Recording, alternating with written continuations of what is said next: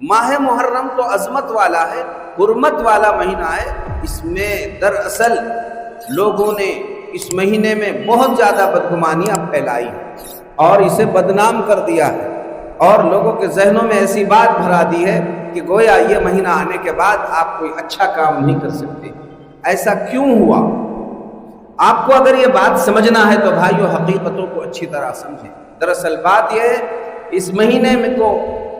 مہینے کے بارے میں بدگمانی پھیلانے کے پیچھے ایک بہت بڑی سازش، اور وہ سازش کرنے والا فرقہ شیعہ۔ یہ شیعہ یہودیوں سے پیدا ہوئے، یہ یہودیوں کی پیداوار ہے شیعہ، اور شیعہ نے اسلام کو اور مسلمانوں کو پہلے سے بہت زیادہ نقصان پہنچایا ہے۔ یہ شیعہ حضرت سیدنا علی مرتضیٰ رضی اللہ تعالیٰ عنہ کے زمانے سے، یہ وہاں سے انہوں نے شیعہ نے حضرت علی رضی اللہ تعالیٰ عنہ کی محبت کا دم بھر کر اپنے دلوں میں بغض صحابہ اس فرقے نے پیدا کیا۔ یہ جتنے شیعہ ہیں جہاں بھی ہے، اس زمانے سے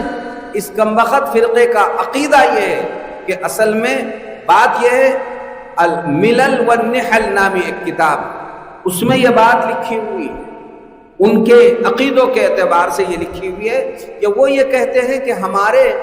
اس دنیا میں پیغمبروں کا سلسلہ ختم ہونے کے بعد 12 امام آنے والے،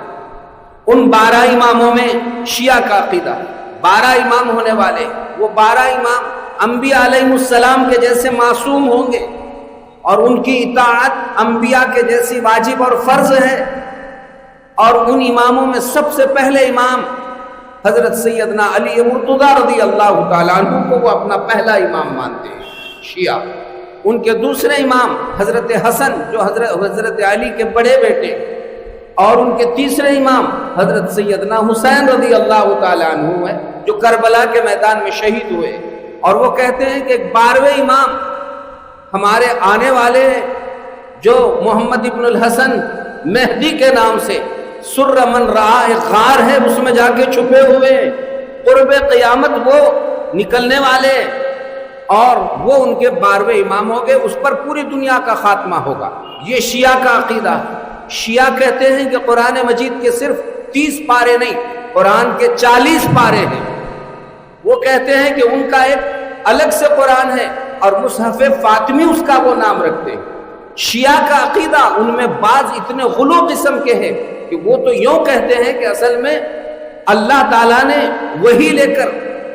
نبی بنانے کے لیے حضرت علی کے پاس حضرت جبرائیل کو بھیجا تھا، لیکن جبرائیل سے غلطی ہوئی الیاذ باللہ، اور انہوں نے بجائے حضرت علی کے حضور صلی اللہ علیہ وسلم کو نبوت دی۔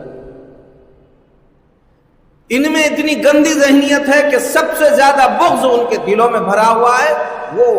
دراصل حضرات شیخین کے بارے میں، یعنی حضرت سیدنا ابو بکر صدیق رضی اللہ تعالیٰ عنہ اور حضرت سیدنا عمر فاروق رضی اللہ تعالیٰ عنہ۔ وہ کہتے ہیں کہ یہ غاصب ہے، اور وہ کہتے ہیں کہ ہمارے پہلے امام دراصل حضرت علی مرتضیٰ ہونا چاہیے تھا، لیکن حضرت ابو بکر، حضرت عمر، حضرت عثمان غنی، انہوں نے غصب کر حضرت علی کا حق چھین لیا۔ الیاذ باللہ، اللہ حفاظت فرمائے ایسے گندے ذہنیت اور عقیدوں سے۔ ان کا نام شیعہ ہے۔ ایسے گندے ذہنیت رکھنے والے وہ یہ کہتے ہیں کہ 12ویں امام جب آئیں گے قرب قیامت تو وہ مصحف فاطمی لے کر آئیں گے، اور سیدھا نکل کر وہ روضہ اطہر پر جائیں گے، اور وہاں سے حضرت ابو بکر اور حضرت عثمان غنی کی قبروں کو اکھاڑ کر سب سے پہلے ان کو سزا دیں گے۔ یہ گندی ذہنیت رکھنے والا شیعہ